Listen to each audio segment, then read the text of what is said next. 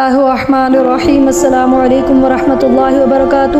آج ہم بچوں کی اصلاح کے لیے بچوں کو مارتے پیٹتے رہتے ہیں، جیسے پہلے دور میں لوگ کیا کرتے تھے، یعنی والدین کہتے تھے کہ کھلاؤ سونے کا نوالا اور دیکھو شیر کی آنکھ سے، اور پھر یہ بھی کہا جاتا تھا کہ بچوں کی اصلاح کے لیے کبھی بھی ڈنڈا ہاتھ سے نیچے نہ رکھو۔ اسکول میں بھی، مدرسے میں بھی، گھر میں بھی بس پٹائی پٹائی چھوٹی چھوٹی بات پہ، اور یہ کہتے تھے والدین کہ ہم ادب سکھا رہے ہیں، اور غلطی بچوں سے ہو جاتی تو بہت ہارش پنشمنٹ انہیں دیتے، سخت سزائیں دیتے۔ یاد رکھیں یہ چیزیں بچوں کی تربیت نہیں کر سکتی، ان کو مائنس کر دیجئے۔ جب ہم بس اس طریقے سے بچوں کی اصلاح کرنے کی کوشش کرتے ہیں کہ انہیں مارتے ہیں، ڈانٹتے ہیں، تو وہ مزید بگڑ جاتے ہیں۔ نمبر 1 ریزن جو ہے کہ بچوں کے بگاڑ کی ہے ضرورت سے زیادہ سختی کرنا تربیت کے نام پر۔ جب آپ بچے کو مارتے ہیں تو آپ بچے کو یہ میسج دے رہے ہوتے ہیں کہ آپ ان سے محبت نہیں کرتے۔ اس سے بچے جو ہیں وہ انسیکیور ہو جاتے ہیں، وہ دکھی اور غمگین ہو جاتے ہیں وقتی طور پر۔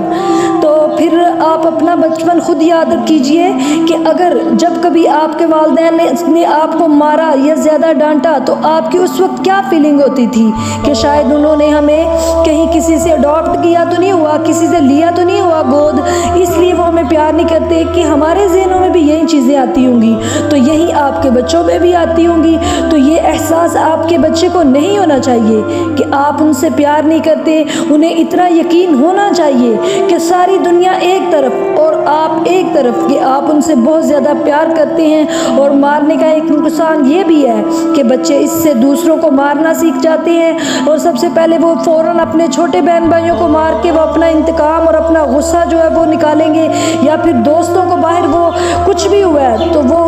اس مسئلے کو حل جو ہے وہ مار کے کریں گے، کہ ماریں گے تو مسئلہ حل ہو جائے گا۔ جس انداز سے آپ انہیں ڈانٹتے اور چیختے چلاتے ہیں، اسی انداز سے بچے بھی پھر چیختے ہیں، چلاتے ہیں، اپنے سے چھوٹوں سے، اپنے سے بڑوں میں باہر، وہ اسی طریقے سے وہ پھر اپنی لائف کو جو ہے نا وہ لائف سٹائل بنا لیتے ہیں۔ جن بچوں کو مار پڑتی ہے ان میں انتقام پیدا ہو جاتا ہے، یہ بھی ہوتا ہے۔ تو اس وجہ سے بعض اوقات والدین کے اپنے بچوں سے ریلیشن جو ہیں بہت ویک ہو جاتے ہیں۔ پھر جب ہم طاقت کے زور پر بچوں سے کچھ منوانے کی کوشش کرتے ہیں تو دراصل ہم ان کو میسج دے رہے ہوتے ہیں کہ ہر کام طاقت کے زور پر کروایا جا سکتا ہے، اور پھر وہ بھی طاقت کے زور پر منواتے ہیں۔ کچھ چیز لینی ہو، کچھ منوانا ہو باہر یا گھر میں، تو وہ پھر وہ ضد کرتے رہتے ہیں اور غلط بولتے رہتے ہیں کہ بس یہ اس طرح ہی مانی جائے گی، اور پھر وہ مان بھی لیتے ہیں والدین، تو انہیں یقین ہو جاتا ہے کہ یہی طریقہ ہے اپنے سارا کچھ منوانے کا۔ تو اس کا نقصان یہ ہے کہ جو طاقت کے طور پر بچوں کو سمجھاتے ہیں تو وقتی طور پر تو وہ دب جاتے ہیں، سہم جاتے ہیں، لیکن تھوڑی دیر بعد پھر وہی کام وہ کرتے ہیں، پھر مار کھاتے ہیں، پھر وہ جب چپ کر جاتے ہیں، پھر وہ یہی جو ہے نا وہ سلسلہ جاری رہتا ہے۔ تو آپ کہتے ہیں کہ یہ تم تو مار کھا کھا کر ڈھیٹ ہو گئے ہیں، کوئی حربہ اب ان پہ کوئی اثر نہیں کرتا، ہم کیا کریں؟ تو یہ بچے جو ہے یہ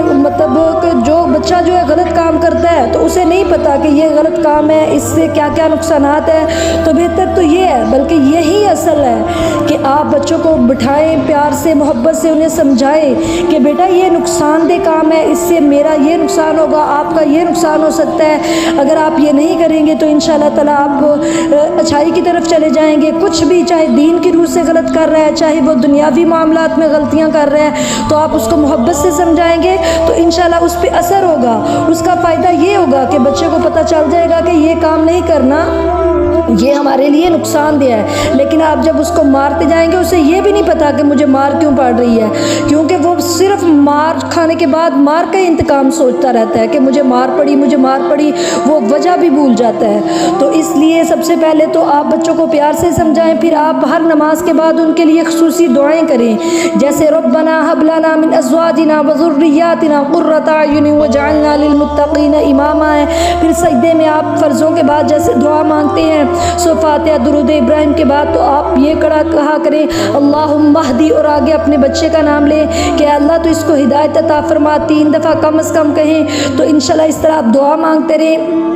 اور پھر بڑے علماء بتاتے ہیں کہ سورۃ المؤمنون کی آخری آیات ہے افحسبتم انما خلقناکم عبثا وانکم الینا لا ترجعون فتعالى اللہ الملک الحق لا الہ الا هو رب العرش الکریم ومن يدع مع الله الها آخر لا برهان له به فانما حسابه عند ربه انه لا يفلح الكافرون وقل رب اغفر وارحم وانت خیر الراحمین. یعنی آخری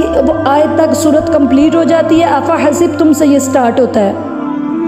بچے کے ماتھے سے آگے سے تھوڑے سے بال پکڑ کے تو بچے جو خاص طور پر ضد کرتے ہیں 3 دفعہ اس آیت کا دم کریں ہر دفعہ بسم اللہ پڑھ کے تو انشاءاللہ تعالیٰ آپ صبح و شام یا اس طرح گاہے بگاہے ان کو دم کرتے رہیں تو وہ ضد بھی چھوڑ دیں گے, فرما بردار بھی ہو جائیں گے, اللہ سے بھی مدد مانگے اور اپنا بیہیویئر بھی اچھا کرے. اللہ تعالیٰ ہمارے بچوں کو ہدایت عطا فرمائے, ہماری قیامت تک نیک نسلیں چلائے اور ہمیں انہیں بہترین طریقے سے ان کی تربیت کرنے والا بنائے. آمین. السلام علیکم ورحمۃ اللہ وبرکاتہ.